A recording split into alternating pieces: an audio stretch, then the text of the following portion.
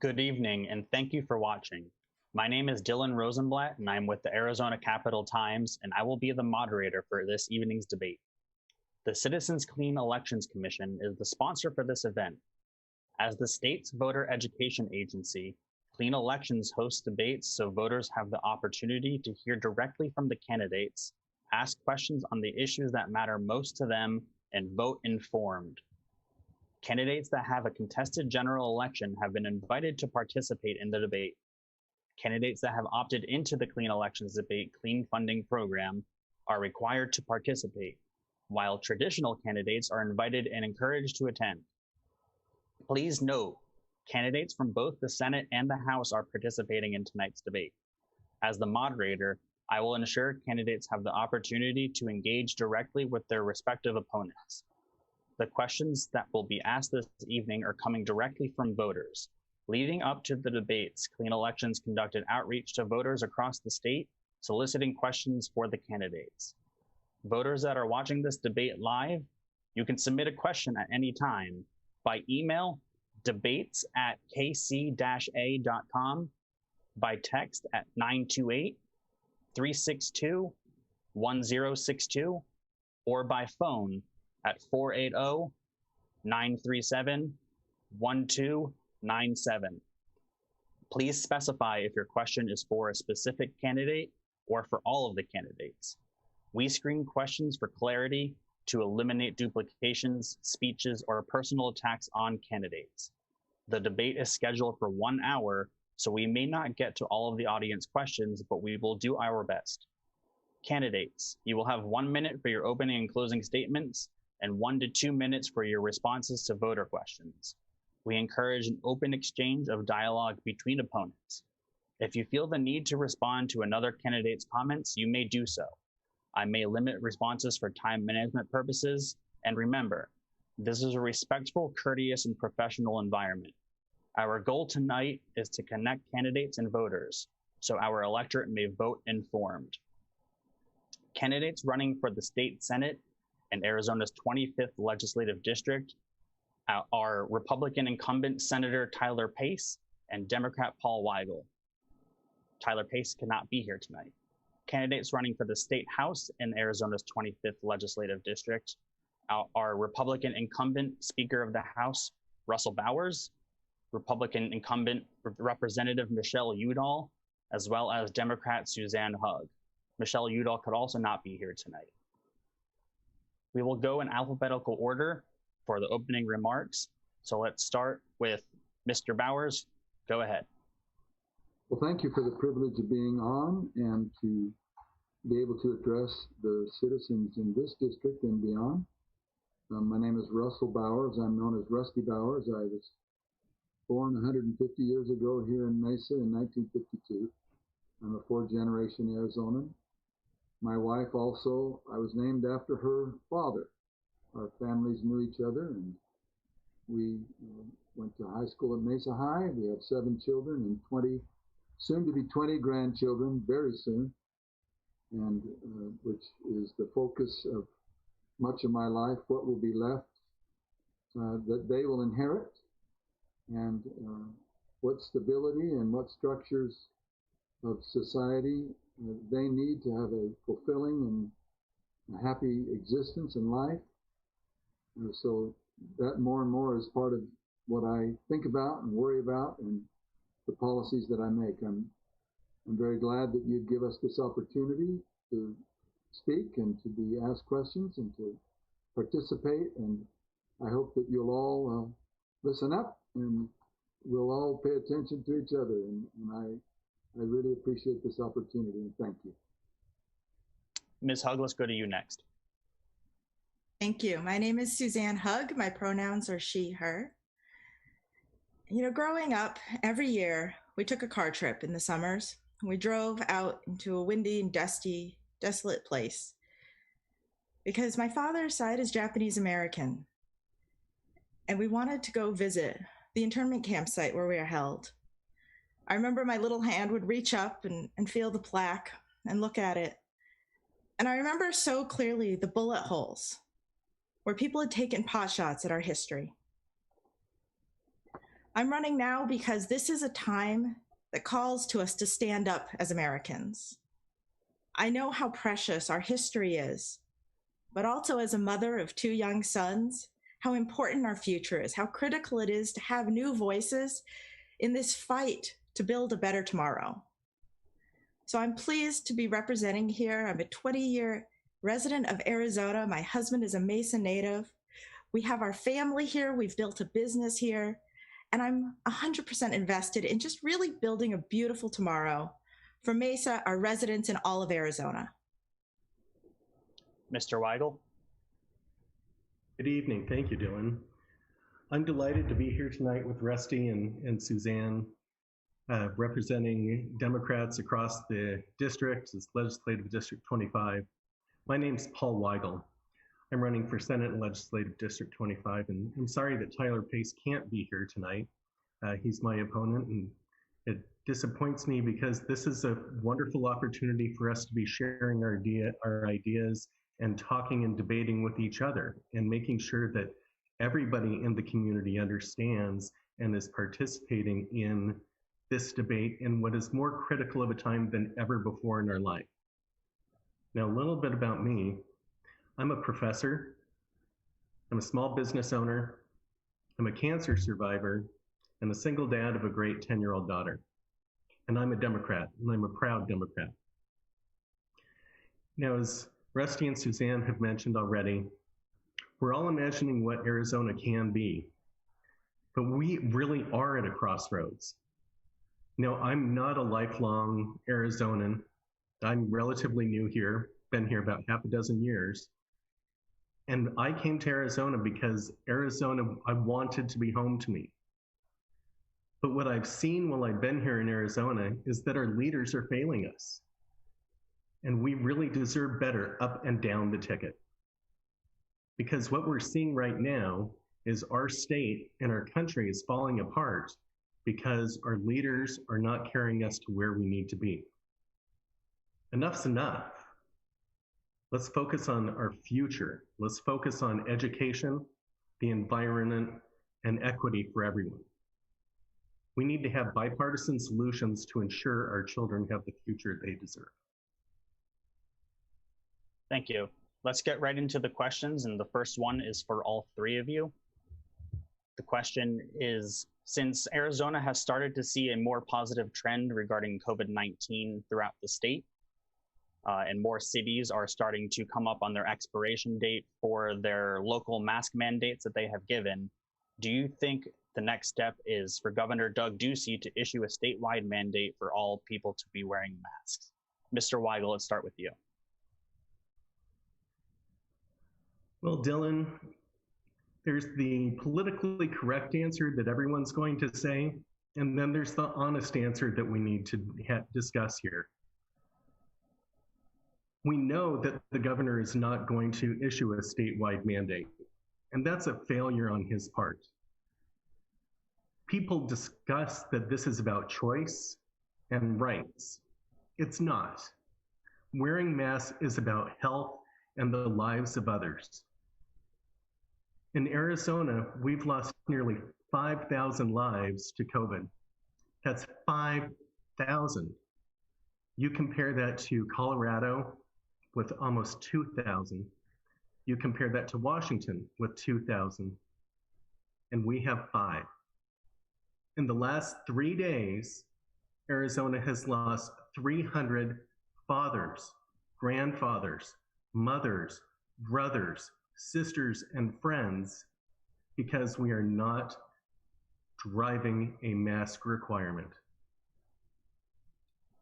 Now, I've heard many people say, I have the right to wear or not wear a mask. Well, that's the same argument as if they say, I have the right to wear or not wear underwear. Let's be realistic. Let's be safe for everybody. Let's wear a mask. The governor will not implement it. We know he won't. So it's up to everybody else to carry this forward and keep everybody safe. Mr. Bowers? I wear a mask because it's a consideration of my fellow men. When I'm outside, when I go to a store, I put on a mask because it makes people feel at ease. It's healthier. I have no doubt that if I was a carrier or a vector, that I should obviously be wearing a mask. To blame the governor for 5,000 deaths isn't what I think would be accurate. I happen to have a whole lot of data on the challenge before us, and data I think should drive much more of our decision making.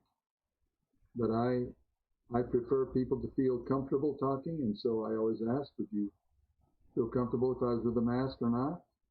When we're in a room where we're widely spaced apart and somebody speaks, they may take off their mask to speak. I've had COVID in my own home. 2 adult children that live with us have both had COVID. We're grateful that it wasn't difficult, hard on them, and that my wife and I, who are obviously in a higher risk category, are also very, very thankful that we have not been affected. I have good friends who work in hospitals. My neighbor is a head nurse in a COVID floor, and they've seen some very sick people. And we do not diminish that this can be a devastating illness, especially for those with comorbidities and who are in high risk categories. And so, for me, I don't need to be told. The governor doesn't have a cop watching me with my safety belt. It's the law, but many people don't wear it, but I put it on because I feel safer, and I want my children to feel safer. So I think we can govern ourselves by correct principles. That's it. Ms. Hug, same question to you. Thank you. A few weeks ago, I had a conversation with noted nationally recognized epidemiologist, Dr. Eric Fang-Golding. And we talked about public policy and how it relates to COVID in Arizona specifically. We did the data, we looked at the numbers, and his number one recommendation is for a statewide mask mandate.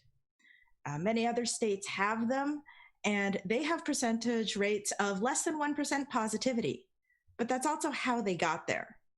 Having a mask mandate is how we get to reopening our schools. How we have a mask mandate is how we get to reopening our businesses.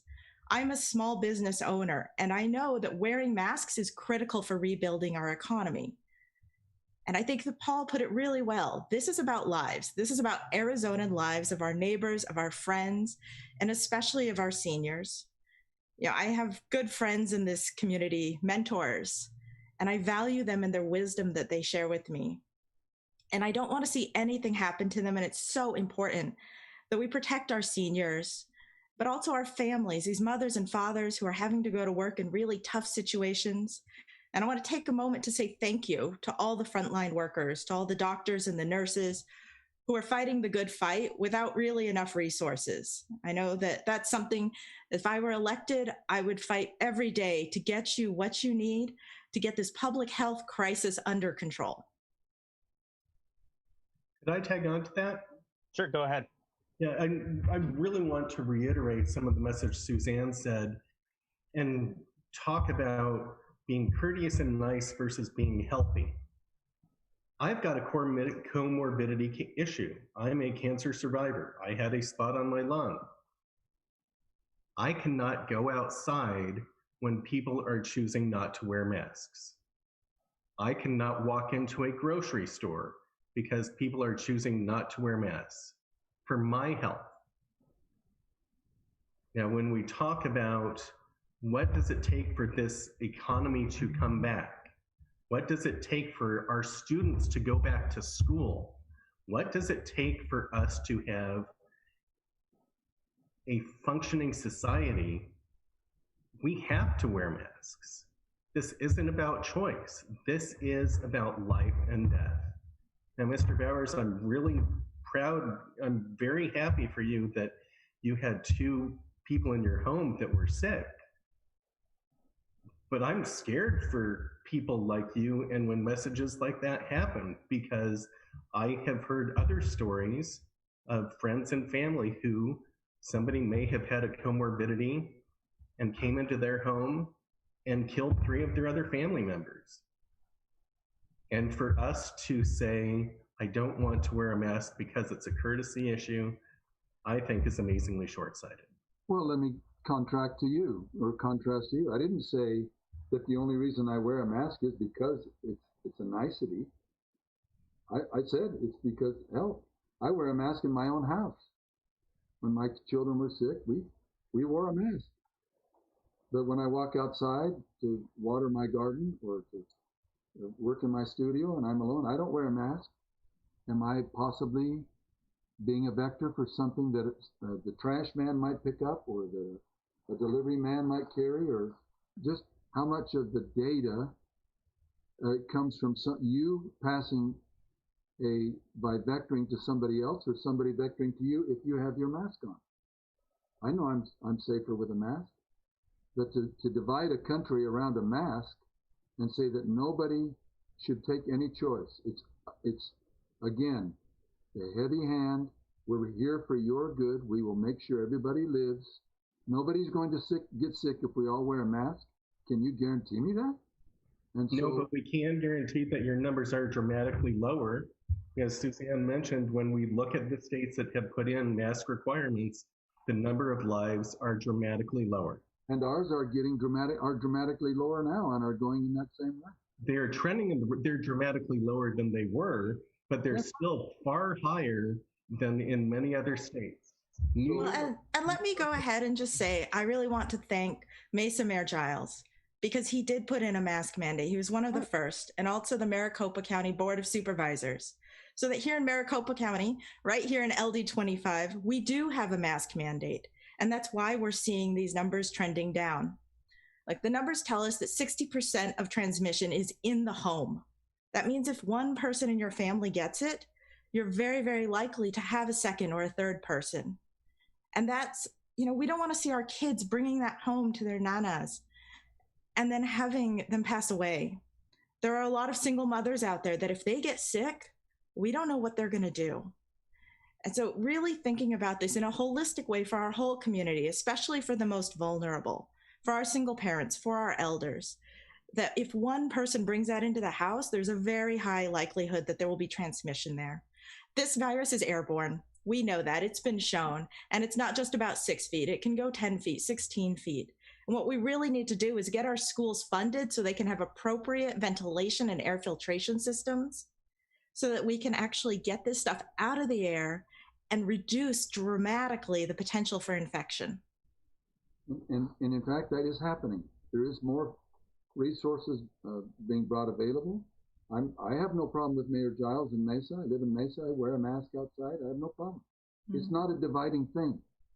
I don't know why we have to insist that it has to be, because we see somebody without one, that the entire community is at risk. I'm wearing a mask when I see them. Well, I could tell you as a business owner, I have a mask requirement at my store, and we have since the beginning of this pandemic. And that's created some dangerous situations for me and my staff. So having a statewide or a county-wide mandate has actually resolved a lot of those situations. I have seen firsthand how strong government, how real leadership actually improves the situation. And that's exactly what we're seeing reflected in the numbers. And, it's not enough to just be okay with it. One of the reasons I'm running is to have a seat at the table to help make those decisions, to show up for our community when we need it, when we're in crisis. And that's something that we haven't seen enough, especially not over the last 20 years. Let's move on. We have a follow-up question for all 3 of you from a voter. What have you done personally for your communities to help those that are suffering from the spread of COVID-19? Ms. Hug, let's stay with you. Thank you. It's really been devastating, especially for my peers, for small business owners. So one of the things I'm trying to do is first wearing a mask, mandating it for myself, for my family, and in my business. The second thing is sharing resources. I was recently on a panel for the Latinx community and sharing the resources that Mesa has for small business owners, for community members, and try and get the information out there. Once again, Mesa has done a great job at our local government level of providing help for businesses, help for families, making sure that there is a free mask for everybody. And I'd love to see that leadership coming from a higher state level, but that's something we're missing right now. And so all of these local municipalities are having to fill in. But as much as I can share information and be a good role model, be out in public, showing that I am wearing a mask, taking pictures and indicating that, making sure that it's in my home and in my community, I am doing that 100% every day. Mr. Bowers? Early on, I met with the Nursing Association to make sure that the nursing staff at our hospitals could report in on their mask and PPE opportunities, what they had available, what they needed. We correlated that, those requirements and needs up through our government structure. I've contacted rest homes and other hospitals to likewise ask what their needs were and try to quickly assess and direct that to them. We've directed aid to the Navajo Nation, both masks, PPE, clothing, water supplies out into the diverse area of the nation, because they're very dispersed water supplies, and so they have to carry a lot in trucks. And then making sure that everybody that I personally know, that we're keeping our distance, we carry our masks, that we're ready to use them as we're interfacing with other people, and in the school as well, where my children go. Mr. Weigel? I reflect a lot of what Ms. Hug and Mr. Bowers have done. First, by just demonstrating my own personal use, and we've had a wonderful platform by being candidates where we can talk about how important it is for the community to be wearing masks and to be doing what they need. But there have been so many folks who have been affected, small businesses, individuals, single parents, and I've been working with several different organizations to ensure that we've had food drives in place, so those people who don't have the funds have been able to have food that they need on the table. I've worked with several folks within the different school districts to talk about what will it take to have students come back in a safe and sound position. It worries me that we are already having some students going back to school when we're in a position that the numbers and the data tell us that they should not be. And so it very much concerns me that we can talk about what we're individually doing, and we can see some wonderful things on a bipartisan level, as Suzanne mentioned, at the local level, but then at a larger level, things are being dramatically missed. Mr. Bowers, this next question is specifically for you, since you're the only incumbent currently here. Do you think it was a mistake to adjourn sine die this year without a plan to come back for a special session? We very much wanted to stay in the House. In fact, even after the Senate sine died, we stayed in and passed more bills. 32 bills, in fact, were passed with some important legislation. Other wasn't super impactful. We have consistently wanted to make sure that we were safe. Originally, my Democratic opponents wanted us to leave as quick as possible, and we were trying to sanitize and make sure our building and the staff were covered and we had proper PPE so that we could continue. We altered the access to floor and committee action by Zoom so that we could continue. Many of our members had what they felt were either personal conditions that put them at some risk and were fearful, and others as Suzanne mentioned, with children possibly being vectors. They also had elderly adults at home that they feared for and didn't want to stay in that particular situation. So there was a combination of technology, but also of the demands by some that that they would not continue unless certain bills were addressed. And given that we could not proceed, and the Senate had sine died, and we had basically nowhere else to go, so we did too. And I've just as soon as last week, or as recently as last week, also made known to the governor that I would like to come in on the sine die and review the powers and authorities of the governor's executive orders to see how we could get a broader influence by the legislative body as we move into larger policy issues relative to COVID and other possible remnants or associated problems that this has caused with small businesses and transportation and other issues. So mistake, I don't know if it's a mistake, but it was what was forced on me, and so I accepted it, did what we could, and we had a great first session in the 54th legislature, and not so effective the second, but we plan on coming back and doing some of that as quickly as possible when we come back in January. This next question is for the three of you.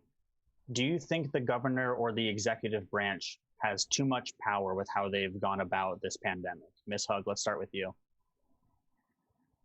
An interesting question. You know, as elected representatives, we're given the public trust. And I think trust is the important word there. That in a moment when there is a crisis that the state had a plan for, I was incredibly disappointed and upset that we ignored it. Right? The person in charge of our pandemic response ended up resigning very early in this.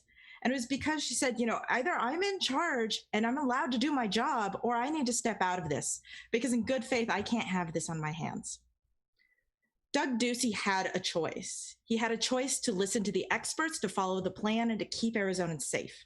And he abdicated that responsibility in favor of what I can only call partisan politics, especially involving the White House. And Arizona deserves better. Arizona deserves leaders who will see a moment of challenge and rise to that. I mean, this is a once-in-a-century event. And we need people who have the capacity to see it for what it is and move forward with a flexible and adaptable viewpoint that's going to help us all rise to this occasion. Mr. Weigel? Suzanne brought up so many great points. I want to just say what Suzanne said, but let me extend on that a little bit. Suzanne said this is a once-in-a-century event. I hope to God it is. But what we are seeing more and more is that this may not be a once-in-a-century event. And if we cannot take care of this situation based on the leadership, we are going to fail again should something like this happen again in the future. Now, the question you asked was, does the governor have too much power? Well, there's a fine line between power and influence. Now, when the governor sits down and recites a presentation that seems recycled week after week, saying we're making dramatic changes, but our numbers are still off the chart, then our citizens start to take things for granted. When the governor says we need to be wearing masks, and then we find a photo of him hanging out with his Republican friends without a mask within 2 feet of each other at a party, then his influence and his leadership is failing all of us. Mr. Bowers? Well, it's hindsight is 2020, and it takes no character to be a fault finder. I have photographs of people on the floor of the House who are not social distancing, They have our masks on, but they're absolutely ear to face. I don't make that a cause célèbre to whitewash or blackwash any one individual. I'm interested that there's only one expert on the issue, and I would ask: does Kara Christ have any expertise? Are there any other experts? I love it when it's classified that the numbers are still off the charts. Which particular numbers? The utilization rate for ventilators is less than 64. We have 64% utilization rate. We have 21% of ICU beds for COVID people being used. 18% on some other very important vectors. So it's much improved. What we're doing now is working. I suppose if everybody had to stay inside their house, all businesses had to stay closed. That's how some of my opponents' friends and allies see that it should be a very, very restricted response of government, that people don't have, they should not be allowed, for their own good, to do anything other than what is mandated by government. I do think, to the challenge of too much power, I do believe that the law that was passed post 9/11 and others prior to that do not see a long-term emergency like we have been under, and that legislative involvement needs to be brought in, say, after a month. If the emergency requires longer than that, then the legislature should be consulted, and we should be actively working with all of our assets and capabilities to improve the situation and to bring voices to bear, rather than just have a restricted group. And so, if you're asking if there's too much power, I don't know if it's too much for what period of time, but I would like to see a larger legislative involvement where we had real influence sooner than what we're doing now. This next question is for the two challengers. What would be the first piece of legislation you would introduce if elected? Let's start with Mr. Weigel. I'd invest in education. Care to elaborate? Yeah, I'm going to elaborate. Thank you. Thank you, Dillon. When we look at how we are investing in our future, I'm appalled. Our students, our teachers are earning $42,000 to $45,000 a year, and we are losing teachers left and right, even before this virus. We are putting money into schools that are not public schools, these charter schools, that the money is ending up in the pockets of wealthy businessmen rather than our students.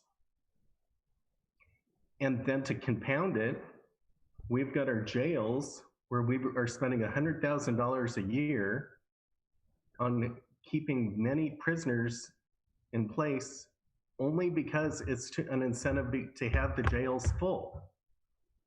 Now, if we were to take $100,000 for one person who's in jail, there's an amazing amount of money that can begin to be distributed to our students. And if we really take many of those people who are in jail and in prisons, who are so many times in populations that are disproportionately put into jail for punishment that is disproportionate, their crime is much more worse, or their punishment is much more worse than their crime, my legislation would be to be reallocating many of those funds to make sure our teachers and our students are taken care of. Ms. Hug? You know, everything in 2020 is so fluid, right? I think we've all experienced the craziness of this year. And so if you'd asked me this in January or February, I would have said, education, we're going to put a floor on the funding, we're going to raise the teachers' pay immediately. But with COVID and the crisis being what it is, with the way our economy has been hurt, with the way our communities have been hurt, I worry about homelessness, I worry about health, I worry about voting rights at this point. I have a lot of those same worries and discussions with my husband at the kitchen table that I'm sure all of our constituents are having. These are your neighbors and your friends, and I want to be there for you. So what I've really been doing this year is listening to people. I've been holding Zoom house parties where we can meet and talking in small groups. I've been holding town hall events and socially distanced with mask on. I've been out there at rallies talking to people and listening to their concerns. And really what I'm hearing from LD25, from our neighbors, is that we need to handle healthcare first. We need to make sure that our doctors and nurses have what they need to be supported. And once I'm elected in November, I'll be able to talk to my House colleagues and figure out what piece of legislations are going to be the most effective. Because at that point, it's not about me, it's about the team and it's about the community and doing what's best. And so what I'm ready to do is to listen and to find the most comprehensive solutions we can to get Arizona back up and running better than before. This next question will be for the three of you. Voter turnout for the state in general has reached record numbers, with the August primary just being finalized this week. Democratic turnout specifically has increased more so than the Republican turnout, but Republicans still vote more so than Democrats do. I'm curious, for the three of you, I'll start with you, Mr. Bowers. What do you think is contributing the most to Democrats deciding to vote more often than they typically would? Well, I give my my friends across the aisle kudos. They have massive outside money that's coming into the state. Another $1 million from the former mayor of New York just here 2 days ago, aimed at 2 or 3 legislative districts. $6.1 million coming from a district in San Francisco, where they have an Adopt a District program where they send they see opportunity here. We have a massive influx of people from all over the country, but chiefly from the West moving into Arizona. And they have brought many of their political thoughts with them. Arizona is very unique in that it is one of a handful of states that has both one of the highest numbers of citizens over the age of 65 and also one of the highest numbers of citizens under the age of 18 compared to the size of the total population, which leaves us with one of the lowest total percentages of citizens paying the taxes. We are not a wealthy state. We're not California. We're not New York. But the education budget last year, we increased by this last time another 4.2%, which is almost $400 million more in total education monies. An added cost on that taxpaying group, and we want to do it.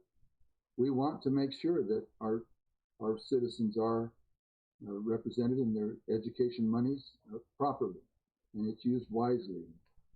I have several members of my immediate family that are teachers and administrators. My parents were teachers. I've taught. But I also agree with Suzanne relative to healthcare.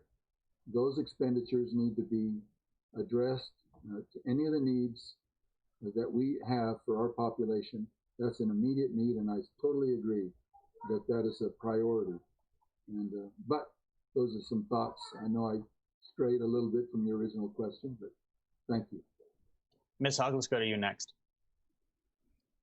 Democrats are energized, and it's not just Democrats. We also know that independents, by a large majority, are really getting interested and engaged in politics because we're voting for our lives.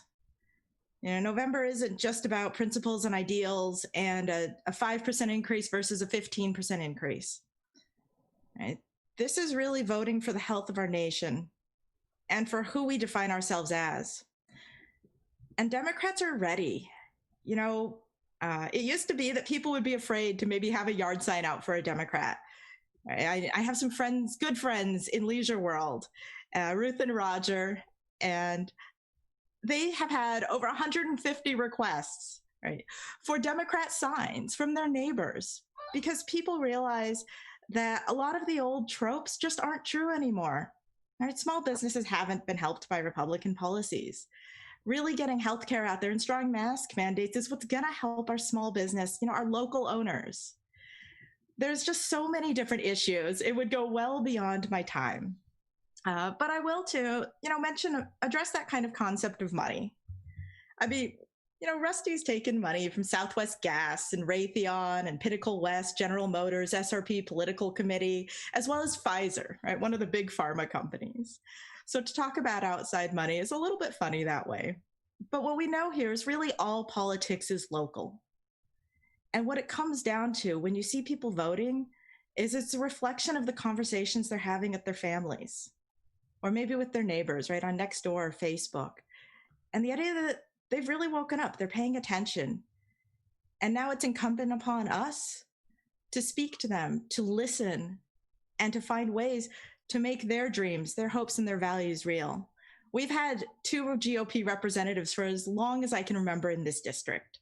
And that's why I think it's so important to bring back balance, to represent those independents and those Democrats, so that they can have 1 GOP and 1 Democratic representative to listen to all of the voices and all of the citizens in this district. Mr. Weigel? To echo on that, why are so many Democrats voting more? Why are we more engaged? Not only are we engaged, we're angry. Candidly, when you look at what is going on within this state, from the leadership throughout the Republican Party is failing us. And when you have Democrats and independents looking and saying, this is not the future, this is not what we want Arizona to be now, let alone what we want the future of Arizona to be, more and more people are coming out. This is not about millions of dollars being dumped into campaigns. I wish I was seeing any of those millions of dollars, because I can tell you that is not happening. I can tell you that we have a grassroots uprising, that we have people saying they have had enough and that it's time for change. Mr. Bowers, do you want to respond to either one of them? Well, sure. I do know that there is change desired. There's a change to defund the police. There's a change to raise higher taxes. Evidently, there's a desire to live in fear. That those who say that we've hurt small businesses, if small businesses are closed because of COVID, it's pretty difficult to make a living. And then to insist that they stay closed. In many of our larger cities, it's been very difficult for them. The strictures are very, very difficult. There are many opportunities that we oversaw as Republicans to build the strongest economy in decades until the COVID hit, and nationally as well. So again, it's easy to cry in the middle of the disaster. When if you look back 5 months, we had $863 million excess monies coming towards the state to use for education, to use for healthcare, and that changed with COVID. And we've already, in the limited time, we're already building back up. And so now, after that hit, we're back up to where we're just around 100 million shy, which we're very grateful. Those businesses, when given the opportunity, when trusted to have their businesses flourish, do. SRP isn't a Washington state group. Raytheon is an Arizona corporation. they realize that good, sound policies bring people, give them an opportunity to make lots of jobs for people. The insurance companies are flocking to Arizona for the climate that we've created for them. Thousands and thousands of their employees are in campuses now growing across our state. It's seen as a magnet because of this friendly, business-friendly atmosphere. The people are friendly. The state is gorgeous, has a great history, and we handle our problems thoughtfully and without reactionary rhetoric. But it still isn't enough for some, but we're still working. I work across with my Democrat friends. I had 2 committees chaired by Democrats on very important issues. And where we can establish that trust, we'll continue it in the future. It's a wonderful thing to work with people of goodwill. It's more difficult to work with people who are consistently calling out your faults, and you just do what you have to do. We keep working. This next question's Dillon, yeah. I'd like to respond to that. Yep, go ahead. Thank you. You know, we're talking about pre-COVID a little bit here and some of the numbers. And I decided to run for office back in February of 2019, before COVID was even a blip on the radar, because there were already problems in our state. And I think Arizona has an incredible capacity for opportunity and for growth. We should be the solar leader of the nation. Right? We have so many beautiful resources here. That's why when I came to ASU and got my degree in economics, that I decided to stay here, because I fell in love with Arizona. But we've got to be honest. In the East Valley, 10% of our kids in my district don't have any health insurance. Right? Our homelessness rate has grown in a huge way over the past 5 years. Our youth suicide rate for ages 9 years old to 18 is the highest in the East Valley of all of Arizona. So to say that this is new crying during a crisis is really belittling the constituents of AZ25 who have been dealing with this and living this life for so long. Mm-hmm. And I think it really speaks to, you know, it's like that thing where Trump says, oh, you know, stock market's doing great. That means America's doing great. But that's not the reality at my kitchen table. That's not the reality of the kitchen tables of the neighbors and the friends and the seniors and all of the thousands of people in my neighborhoods that I've been talking to over the past 2 years. Let's move on. To follow on that just a little bit. Go ahead. I think we all argue we need some type of bipartisan work, and that it's important for us to be sharing ideas across the table. And Suzanne, I thought made a great point that it's wonderful would be wonderful to have a Republican and a Democrat representing LD25, because that is critical for us to be capturing input from both sides of the table. Now, I heard a little bit that concerns me when it's great that we've got the businesses coming in, and Arizona has been wonderful in getting businesses here. And then the people who come for those jobs, they're the ones who are saying the politics is not right. That leads you to wonder if we've got our politics right. But these people who are coming in, we Democrats are not saying we must defund the police, and we are not saying we have to increase taxes. We are saying we need to be thoughtful about what we are doing. We need to reallocate funds from pockets of wealthy folks or in prisons or wherever else it may be. And we need to be investing in solar energy. We need to be investing in our students. We need to be investing in our future, not just staying where we're at. Moving on, this question will be for the three of you as well. Earlier today, the Arizona Supreme Court officially ruled that the effort to legalize recreational adult use marijuana will be on the ballot in November. It will be called the Smart and Safe Arizona Act. Do you support this effort to legalize recreational marijuana? And have you ever used the product in any of its forms? Let's start with you, Ms. Hug. So I could first off say that I have never actually used marijuana. I grew up in Salt Lake City, Utah. It's a very conservative area. And really, any type of recreational drug has never been a part of my life. That being said, I do know people who use marijuana for medical purposes, and I've seen the huge benefits that it has for them. And a lot of times, those legal cards are kind of a red tape measure that disproportionately affects our communities of color. People who maybe can't get in to see a doctor, but have chronic pain, who have needs. One of my friends that I know is a veteran, and he's disabled. And he has a lot of chronic pain, and he doesn't want to use opioids. You know, growing up, I went through the DARE program, and they always said that this is a gateway drug, right? But really what it is it's an alternative to what we know is an opioid crisis that has been wreaking havoc in America, killing people, ruining lives. And so if you can have marijuana as a legal alternative, then I fully support that. Mr. Bowers? Ben Gurion University in Israel recently completed a study of 600, I believe 626 participants.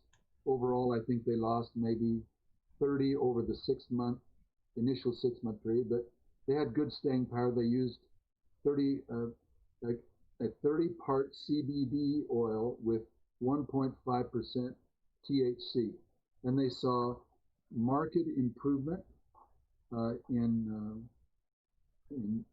dyslexia, improvement in other ADHD challenges of older teens, I believe, and then paranoid schizophrenia was a concern, but was not of the higher THC dosages that usually bring that. When I bring that up to the people who are pushing this, they say, of course, it's medical. And our kids need it. And they came and argued in favor of it very vehemently. And I said, do you have any hang up about the amounts of THC?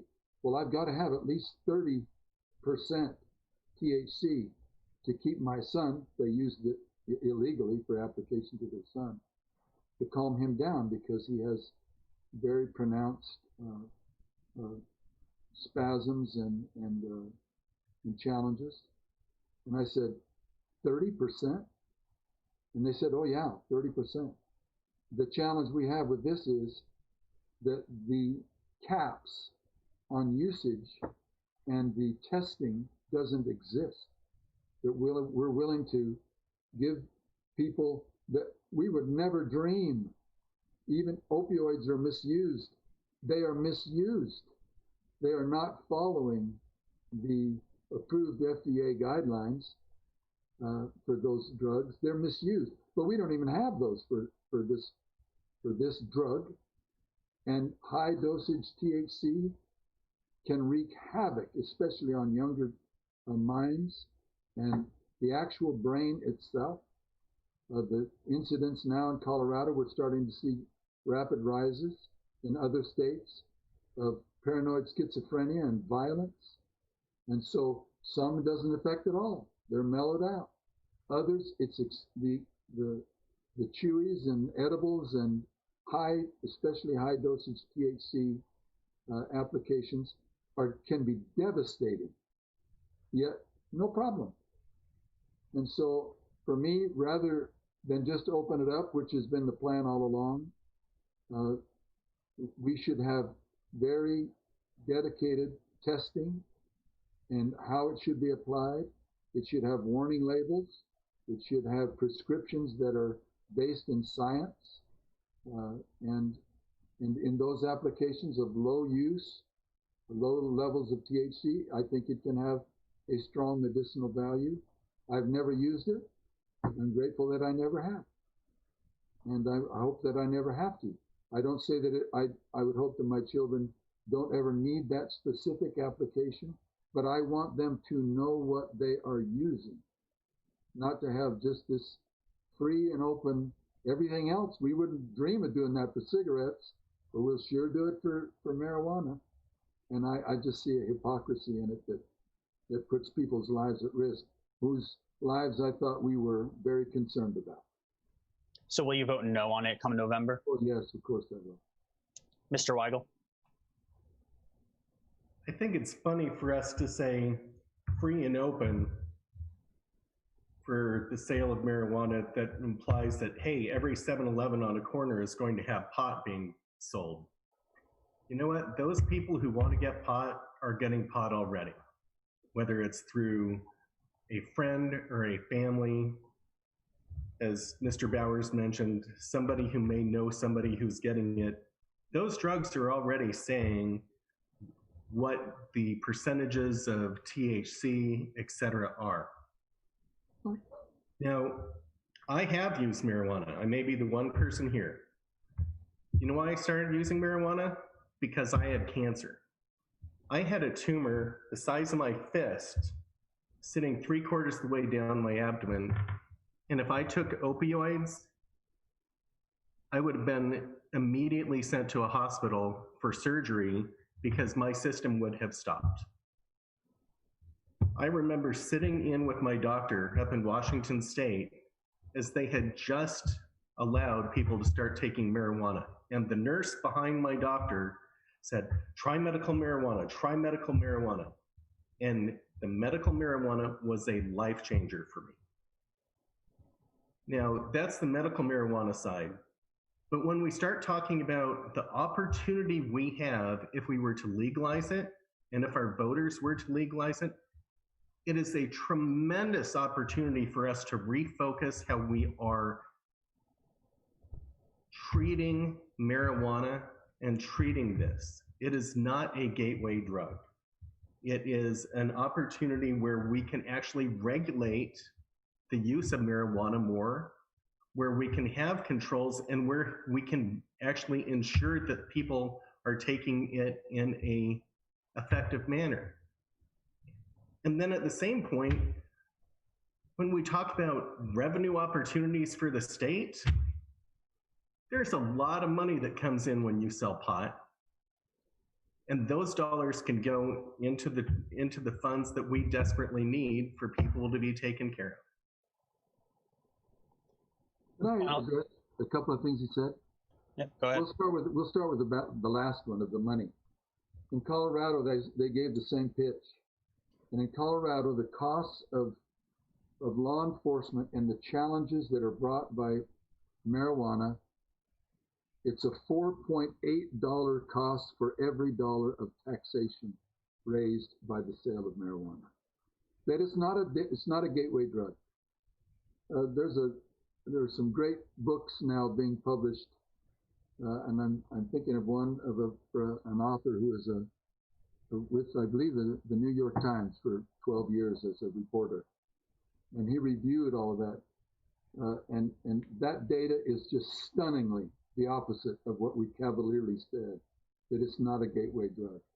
The Salvation Army head is a former drug addict and former felon, now rehabilitated into society. He said, don't ever believe that it's not a gateway drug. That's just rhetoric. I know, I went through it. And we are seeing the Colorado beds are going through the roof. We're building facilities in Denver. We can't carry them all with the needs for people who are now have become affected by this non-gateway drug. It is a gateway drug. You'll say it's not, I'll say it is. And history will prove one of us right. Next question for the three of you again. Arizona has the second lowest cap on unemployment benefits. They just received $300 additional from the federal government that the unemployed have just started to receive. Arizona was the first state to start receiving this new amount. Do you think Arizona should increase its state cap from $240? And if you do, to what amount? Let's start with you, Mr. Weigel. Absolutely.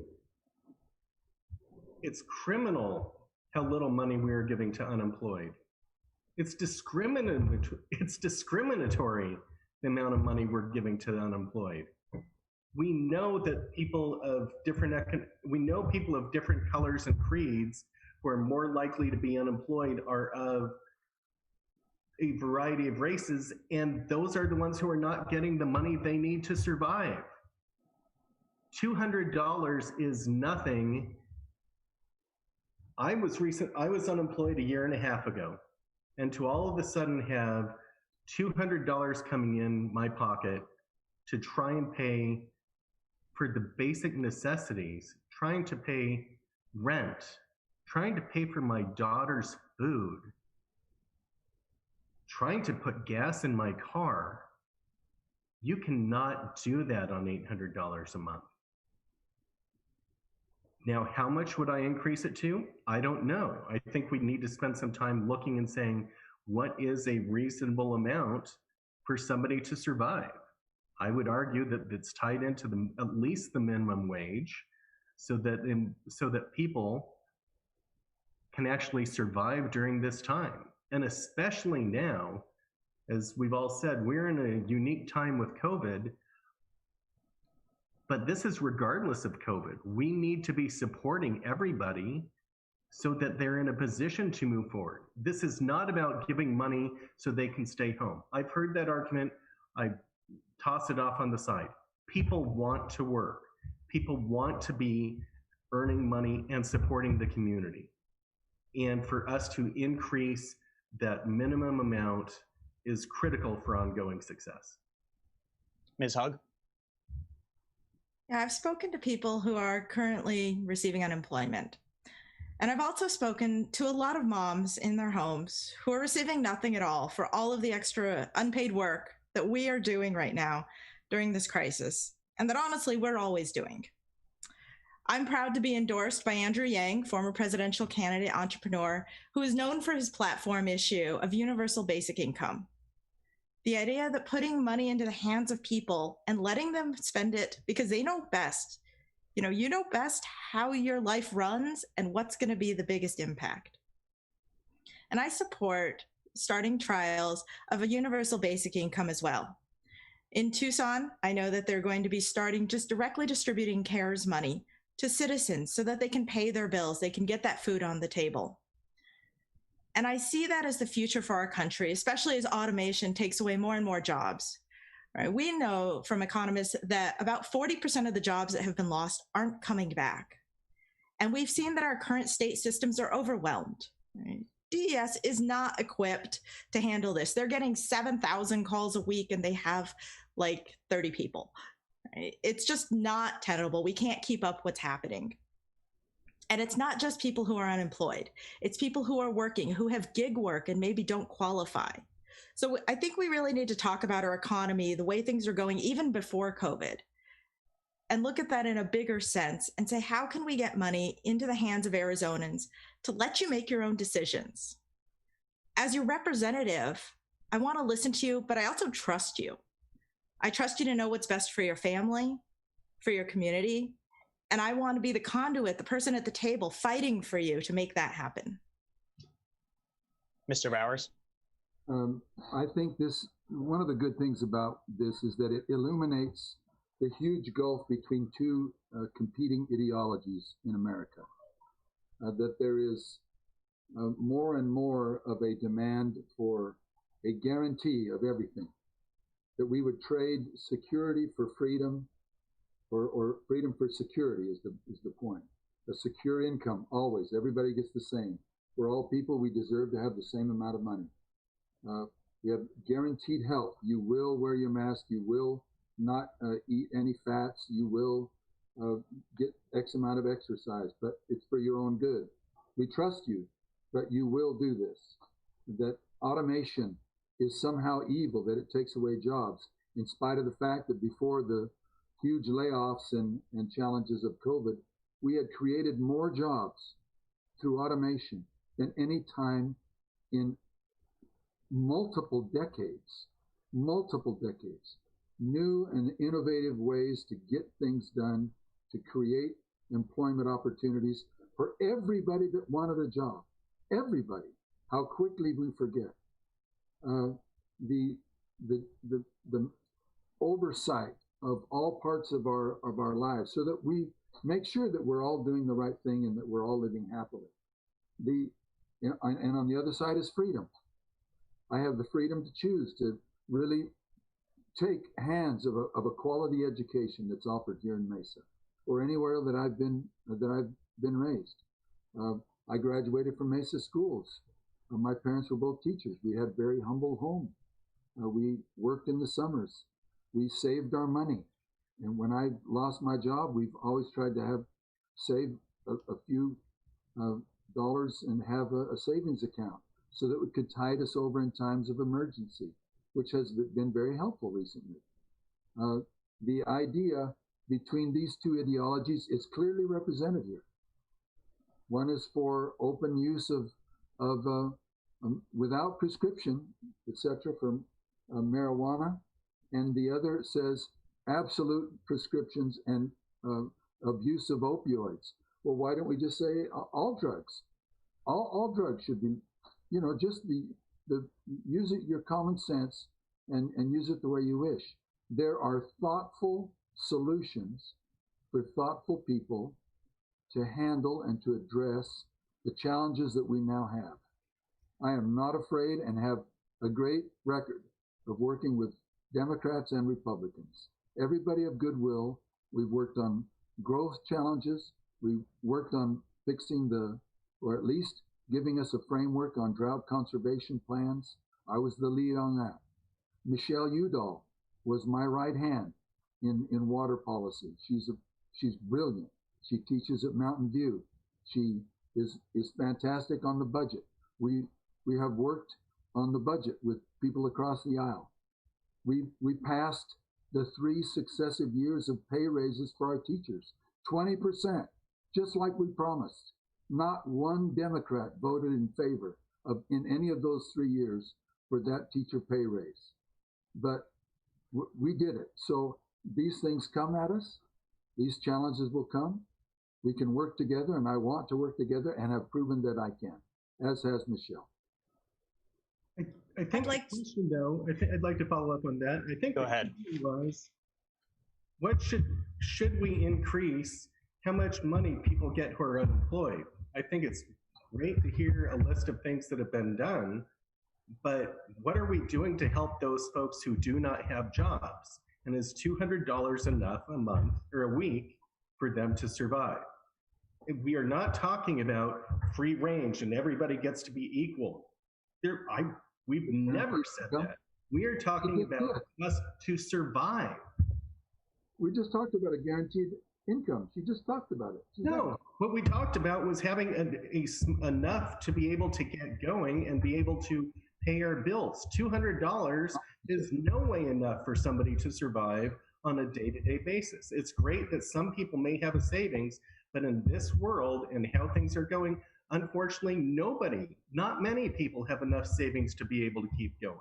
And that's why, at least in times like this, we need to have more there so that people can be in a position so that they are not being discriminated against and put in more and more terrible situations.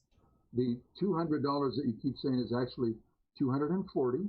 We have just received permission, an infusion from the government. We are raising the state portion another $100 with another $300 from the feds to gradually incent people to leave. You've said that everybody wants to go back to work. I have spoken with dozens of employers who say our biggest challenge, and I challenge you to bring me names of those employers who are not affected. Our biggest challenge is getting people to come back to work because they're getting $800+ a month or a week from the federal government and combined with the state. They're not coming back. Dozens and dozens. Wonderful people. They will ultimately want to come back to work. We need them back so that our economy can revive. On one side, we say, we have the magic cure for an economy. On the other side, we say, they're starving and they need more money. There's a combination there. Go back to work, because that ultimately is what we need folks to do. And we shouldn't incent them not to go, as difficult as it is. I've lived in very humble, difficult circumstances. And I'm very thankful that we have a little safety net.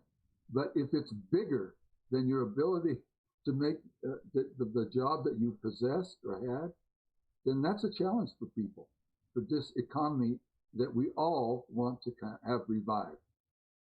You know, we've seen poverty rate in the United States drop when the $600 additional benefit was out there. And that's not something you expect during a pandemic and a crisis and record unemployment. So we saw poverty drop. You know, studies on universal basic income actually show that it leads to freedom. It increases entrepreneurship, small business growth in communities, and would likely have a 12% positive effect on the economy in the first year of it being out there. So I've heard a lot of these comments that Rusty made before, and it's something that the establishment has been saying for years, from the time of Martin Luther King Jr., when he first suggested a universal basic income as a form of social equality. Because what it does is it provides a floor, not a ceiling. I'm a capitalist, I'm a business owner. And having that safety net there gives people the chance to step out of the normal and to live their dreams. If you have a good idea and you live in Mesa, Arizona, I want you to have a shot at making that a business, of making it big. I want you to have every opportunity to do that. And it's going to rely on your own hard work, just like mine. I was holding down a job while I was starting up my business. I was working 16-hour days. Nobody's saying it's going to be easy. But right now, a lot of Arizonans, a lot of our neighbors here in LD25 don't even feel like they have that chance. And those are the people I want to fight for. I want to fight for you if you're sitting at home and you're unsure if you should go back to work even though you want your kids to be safe. I want to fight for you. As your representative, I'm going to put your issues first and not take these national talking points and these scare tactics and create a false dichotomy between freedom and income. Having money is freedom. And this is just enough to get started, to have food on your table and to not be in the street. Like, the stats are showing us that we are facing a wave of homelessness potentially, unlike we have ever seen. If you've tried to rent an apartment or you're renting right now, you know how high those rents are, right? A 2-bedroom apartment costs more than the mortgage on my house. That's not the way it should be. And I'm here to fight for you. I want to make sure that we can have affordable housing, so you have a roof over your head and you can stay safe during a crisis. That we create a floor for people that you can rise up from there through your own hard work. Yeah, I think we've given Rusty a chance. He's had over 20 years between the state house and the state senate, right, switching back and forth when he was term limited out. Let's have some fresh leadership. Let's try some new ideas. You know, Albert Einstein once said, you can't get out of problems with the same things that got you into them. Quick follow-up question for the three of you, just yes or no, and then we'll move on. I'll stay with you, Ms. Hug. Would you be able to survive on $240 a week? No. Mr. Weigel? Absolutely not. Mr. Bowers? It all depends on my circumstances. If it was just me, no, of course not. But I have responsibilities to other people, and so no, it wouldn't be enough. And I agree. We need to have more. And in fact, that's what we're doing. Final question, and then after your answers, we will move on to the closing remarks. Voting by mail has become a pretty big debate topic as the election approaches in November. Do you vote by mail? And do you encourage others to do so? Mr. Bowers, let's stay with you. Absolutely, I vote by mail, and I encourage everybody to do so. If they are unable to go, if they want to go to the polls, great. It's a great exercise. It's a great teaching exercise to take your kids along, like Kids Vote. But our postal system in Arizona can handle another 3 million pieces of mail a day, and so we may not be affected as other parts are. So I encourage everybody, make sure you register, get on the early mailing list, get your ballot, consider all of us applying for your attention, and vote. We used to say vote early and often, but that's probably not the best way to do it. But I do encourage you. It's safe, it's effective, and please use it. It's available to us. Mr. Weigel? Absolutely. I fully recognize and appreciate everything Mr. Bowers said. I vote by mail. I encourage everybody to. I encourage everybody to get on that Pebble list. I've been so impressed with what our county recorder has done to, Mr. Fontes has done to ensure that people have the ability to vote by mail. And if they want to, because they like that right or expect that right, can go in and vote on their own. But I fully recommend that people be voting online, voting by mail the moment they get their ballot. Ms. Hug? You know, voting is our sacred duty and our most precious right. It's how we define our democracy here in America, and right now that democracy is under attack. I know that anybody who relies on the mail right now has seen how slow it's getting, and we have to push back against that. I absolutely believe that you should sign up to get your ballot by mail. It's how I have voted in pretty much every election since I've been in Arizona. And when you get that ballot by mail, have a plan and be ready. Maybe it's you're going to fill that out and return it the same day. Maybe it's you're going to fill it out and drop it off at a ballot box. If you go to Be Ballot Ready, our Maricopa County attorney or court recorder has set up really great resources. You actually have a voter dashboard now that will give you all of the information for you that tells you where your polling locations are, where the nearest drop boxes are, and you can sign up for text messages so that you can be informed when your ballot is mailed to you and when your ballot is received and when your vote, that precious vote, is counted. I encourage everybody who is eligible to sign up, register to vote now, because ballots are going out October 7th. This isn't far away. And this election is really going to be a turning point in our lifetime. I ask you for your vote because we need fresh leadership. And also, I pledge to do everything I can to bring the United States Postal Service back to where it was. We need to make sure that is funded and secure as written in our Constitution. Let's move on to closing remarks. Mr. Weigel, we will start with you. Thank you, Dillon. And thank you, Mr. Bowers and Ms. Hug. Tonight, we've talked through many different issues that are all important to us. And I continue to think back to when I jumped into this election on November 3rd, just like Suzanne did way before the pandemic. And I jumped into this campaign because my 10-year-old daughter looked at me and she said, "Daddy, this is not right. The way things are being run is not right. What are we going to do?" And I looked and I said, our education system is broken.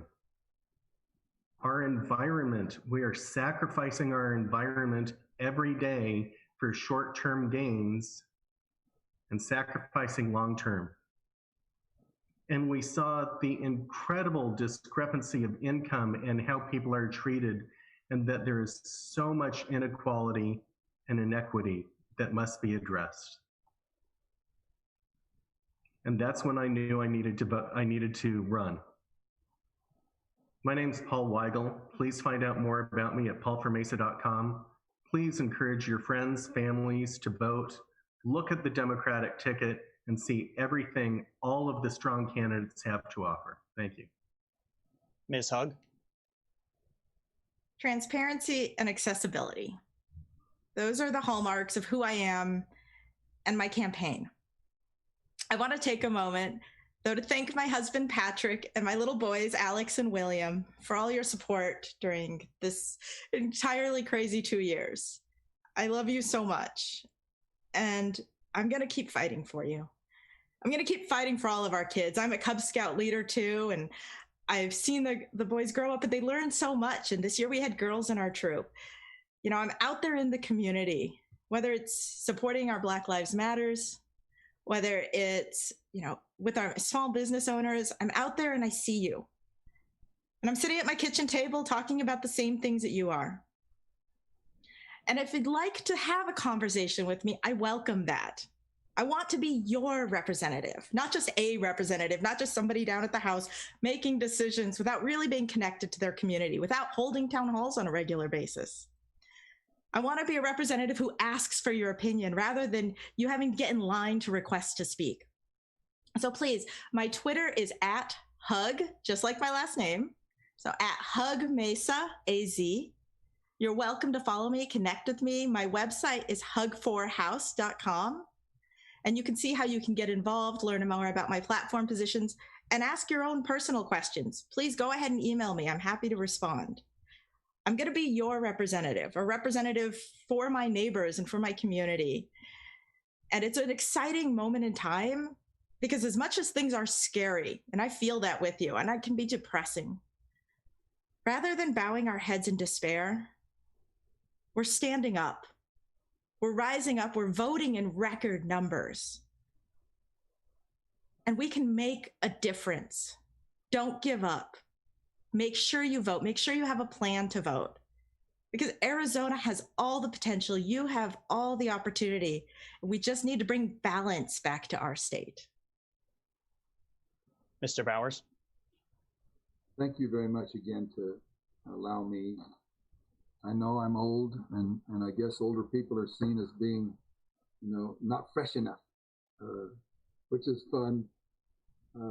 Experience and time and all that go with it has reinforced in my mind some very basic issues. One is that my most valued possession is my freedom to choose, that I have the agency to take choice and be held accountable for what I choose.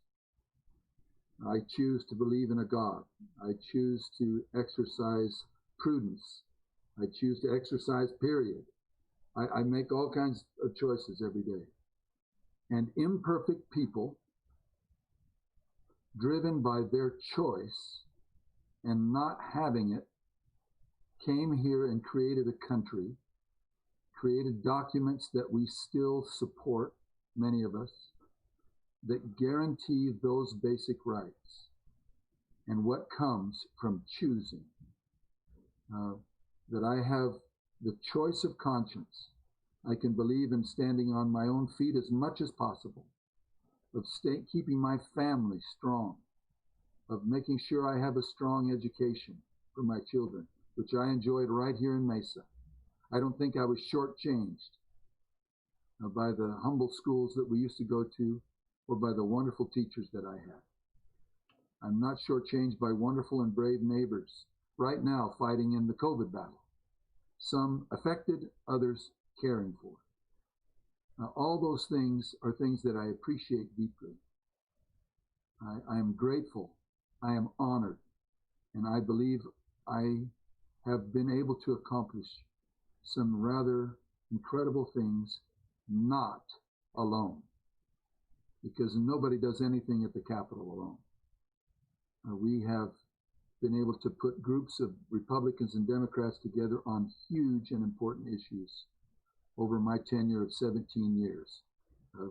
Long ago, and then interrupted by work at EVIT and elsewhere, and then now again back in the legislature. I'm honored. I would appreciate your vote, and your support, and your appraisal of how I have served you by what I have done, not by what I promise, but what I've done. My name is Rusty Bowers. I'm a lifetime Mason, and I have a lot of children that are critical to me to make sure that Mesa is vibrant and into the future.